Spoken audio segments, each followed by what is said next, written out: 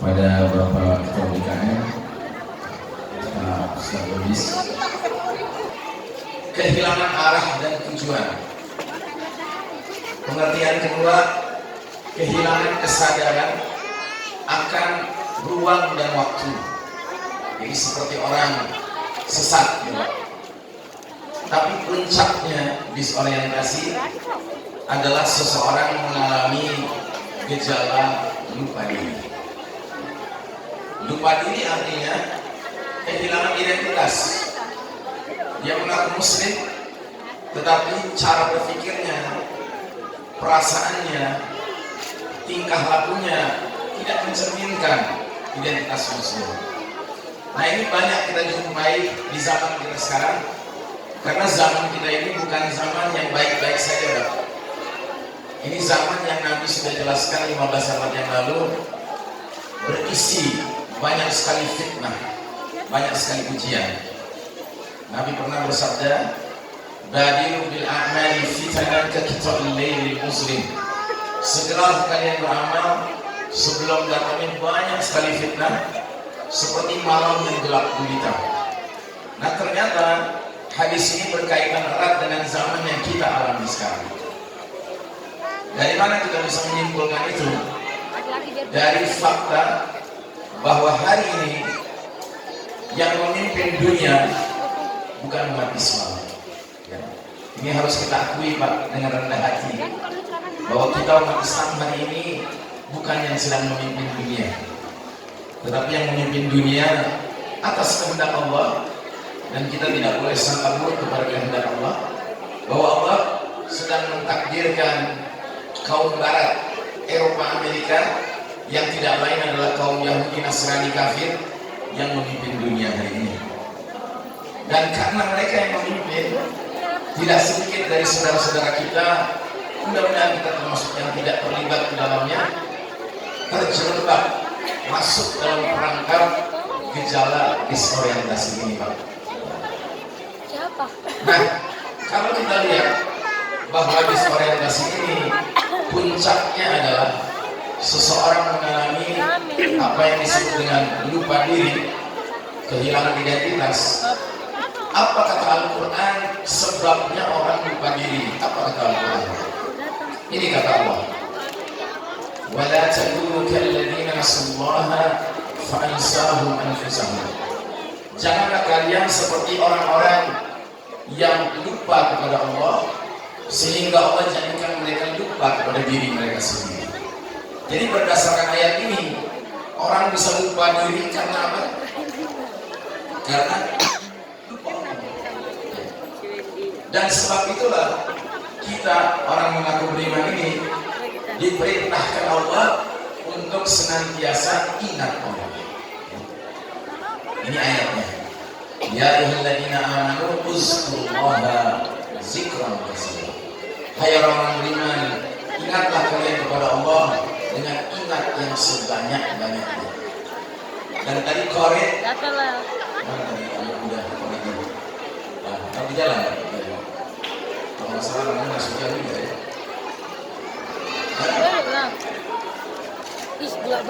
Oh, Cemangger ini harganya. Beliau membacakan ayat 21 surat Al-Ahzab. Laqad kana lakum fi Rasulillahi uswatun hasanah liman kana yarjullaha wal yawmal akhir wa dzakarallaha katsiran. Sungguh kalian akan dapati pada diri Rasulullah SAW ketelayanan yang baik. Bagi siapa? Bagi orang yang rindu ketemu Allah, orang yang mengharapkan rahmat Allah, dan orang yang banyak mengingat Allah. Jadi mustahil kita akan bisa meneladani Nabi kita kalau kita malas mengingat Allah. Karenanya di dalam Al-Quran Allah menggambarkan bahwa orang-orang yang lupa kepada Allah, mereka ini menjadi orang-orang yang paling celaka di akhirat. Dan mereka ini bukan orang musyrik, bukan orang kafir. Mereka orang-orang yang mengaku muslim juga. Digambarkan di dalam sebuah ayat surat An-Nisa 142 tentang orang-orang ini. Kata Allah Ta'ala, innal munafiqina yukhadi'una Allah wa huwa khadi'uhum. Sesungguhnya orang-orang munafik itu ingin menipu Allah, padahal Allah lah yang menipu mereka. Wa idza qamu ila sholati qamu kusala. Bila mana mereka berdiri untuk sholat, mereka berdiri untuk sholat, Pak, tapi mereka berdiri dengan malas. Yura'unan nas, dan mereka sholat agar dilihat orang, agar dipuji orang. Kalau dalam zaman sekarang ini, agar terjadi pencitraan, ya. Tahu Pak pencitraan? Ya. Dia ingin kalau sedang sholat terlihat dia sedang sholat. Kalau masuk iklan di televisi. Nah, ini orang-orang yang sesungguhnya tidak ingat Allah. Karenanya di ujung ayat ini Allah menggarisbawahi apa permasalahan orang munafik ini. Wala yazkuruna Allaha illa qalila. Mereka tidak mengingat Allah kecuali sedikit sekali. Ya. Jadi Bapak dan Ibu rahimahullah, saya mengajak diri saya dan kita bersama, mari kita menjadi hamba Allah yang beriman, yang tidak malas mengingat Allah. Nah, ketika ada orang-orang yang malas seperti ini, Pak, mereka sholatnya ingat Allahnya untuk pencitraan, mereka malas-malasan, mereka ingin mendapatkan pujian orang, maka mereka ini oleh Allah Ta'ala diancam dengan ancaman siksa yang paling mengkhawatirkan, yang paling dahsyat. Apa kata Allah? Innal munafiqina fi darkil asfali minan nari wa lan tajid lahum nasira. Sesungguhnya orang-orang munafik itu ditempatkan di tingkatan yang paling bawah dari api neraka, dan mereka tidak akan mendapat pertolongan barang sedikit pun. Artinya mereka kekal di dalamnya, khalidina fiha abada wa na'udzubillahi min dzalik. Jadi saudara rahimahullah, kita tahu kalau api sedang menyala, bagian atasnya panas, Pak, tapi bagian bawahnya jauh lebih panas. Bahkan itu bagian yang paling panas, ya. Nah, saudara rahimahullah, agar kita tidak kehilangan orientasi, agar kita tidak disorientasi, ada dua solusi supaya kita bisa tetap menjadi muslim sekalipun ditakdirkan hidup di era penuh fitnah sekarang ini. Yang pertama, kita harus terus-menerus menyadari apa maksud Allah menciptakan kita. Yang kedua, kita harus terus-menerus mengingat apa final destination, tujuan akhir kita hadir ini apa? Tujuan akhirnya mau kemana? Cepat saja, kita diciptakan Allah dengan dua ketentuan, dua keadaan. Yang pertama, Allah gariskan pada diri kita yang disebut wazifah, tugas. Apa tugas kita di dunia ini? Cari duit? Bukan. Cari gelar? Bukan. Cari kedudukan, cari kursi, cari posisi jadi presiden? Bukan. Tugas kita cuma satu. Wa ma khalaqtul jinna wal insa illa liya'budun. Tidaklah kuciptakan jin dan manusia melainkan untuk beribadah kepada Allah. Dan tujuan lain, Pak. Adapun kita mau mencari gelar itu tidak dilarang. Kita mau cari duit tidak dilarang. Kita mau jadi orang yang katakanlah mendapat kedudukan tidak dilarang. Cuma masalahnya jangan sampai itu semua dikerjakan tidak dalam rangka ibadah kepada Allah. Ini yang dimaksud. Hari ini fitnah yang dahsyat yang menimpa umat Islam adalah suatu ajaran yang disebut sekularisme. Ajaran apa ini? Ini ajaran yang para ulama di negeri-negeri Arab menyederhanakan penjelasannya. Mereka bilang sekularisme ini adalah fasluddin anil hayat, memisahkan urusan agama dari urusan kehidupan sehari-hari. Jadi kalau dia berdagang, berdagang saja, kalau usah peduli halal haram. Karena apa? Urusan dagang tidak ada kaitan dengan agama. Kalau dia mengajar saja, peduli amat apa yang dia ajarkan. Yang penting dia dapat gaji besar dengan mengajarnya. Kalau dia berpolitik, jadi berpolitik saja. Yang penting dapat kekuasaan. Terserah caranya bagaimana. Kenapa? Karena politik hendaknya dengan agama dipisahkan. Jadi saudara Allah, ini tugas.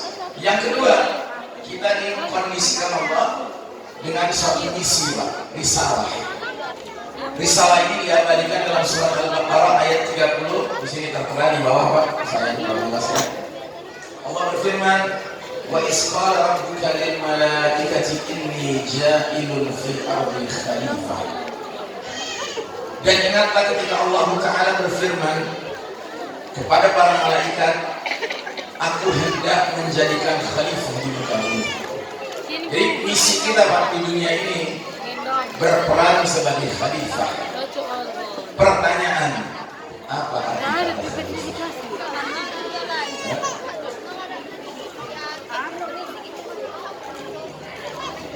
Pak Ketua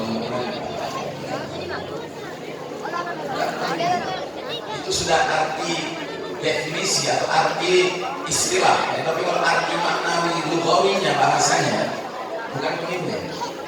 Khalifah itu justru wakil, pengganti, itu khalifah ya.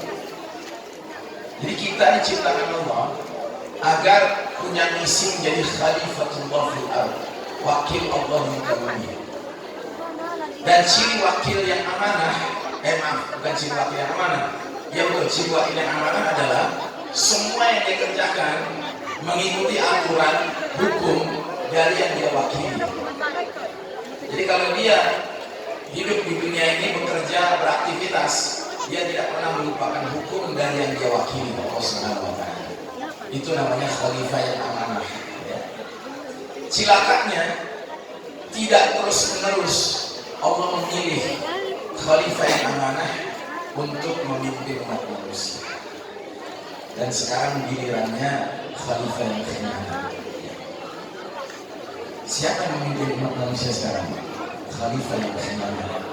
Harus melewati 13 hal bis, Pak, 13 terminal. Dan ketahuilah, kita yang hidup sekarang ini, yang duduk di tempat ini sekarang ini, baru berada di terminal ketiga, Pak. Masih panjang jalan cerita kita, Pak. Karena jangankan Februari 2024, Pak. Oh, jauh daripada itu kita harus pikirkan. Kita lagi khawatirkan. Mari kita lihat. Jadi terminal pertama disebut dengan alam ruh atau alam arwah. Ruh itu satu tunggal, arwah itu banyak ruh. Jadi kita dulu sebelum hadir ke dunia ini, Pak, kita semua dikumpulkan Allah di suatu alam namanya alam arwah. Berkumpul semua roh calon-calon manusia, sejak dari ayahanda kita Adam alaihissalam sampai manusia terakhir. Di mana alam ini? Wallahu a'lam bishawab. Kita tidak tahu di mana. Tapi Allah jelaskan dalam surat Al-A'raf ayat 172 apa yang terjadi di alam arwah itu. Kata Allah, ingatlah ketika Allah Rabbmu mengeluarkan dari sulbi tulang belakang anak cucu Adam keturunan mereka, lalu Allah ambil kesaksian terhadap roh-roh mereka. Allah bertanya kepada roh semua calon manusia, alastu birabbikum, bukankah aku Rabb kalian? Ternyata semua roh menjawab dengan jawaban yang sama, tanpa kecuali. Di situ ada roh para nabi-nabi, di situ ada roh para siddiqin, di situ ada roh orang-orang yang bakal mati syahid nantinya, di situ ada roh orang-orang saleh, termasuk di situ ada roh orang-orang kafir, ada rohnya Namrud, ada rohnya Fir'aun, ada rohnya Dajjal. Bahkan semua jawabannya sama, bala syahid, benar ya Allah, kami bersaksi engkau lah Rabb kami. Kata Allah selanjutnya, Bang, kami lakukan yang demikian agar di hari berbangkit nanti tidak ada seorang pun yang kalian berkata, sesungguhnya waktu kami di dunia kami lengah terhadap urusan ini. Tidak, kita sudah diberitahu, Pak. Alhamdulillah. Makanya dalam syariat kita, Pak, kita tidak pernah boleh berputus asa menyampaikan dakwah ini kepada siapapun manusia di muka bumi ini. Sekafir apapun manusia itu, usahakanlah untuk ajak dia kepada hidayah. Kenapa? Karena dalam dirinya ada roh yang pernah berjanji mendapatkan Allah. Tapi kenapa kok dia menolak? Karena dia mengcover, dia menutupi rohnya. Makanya disebut kafir.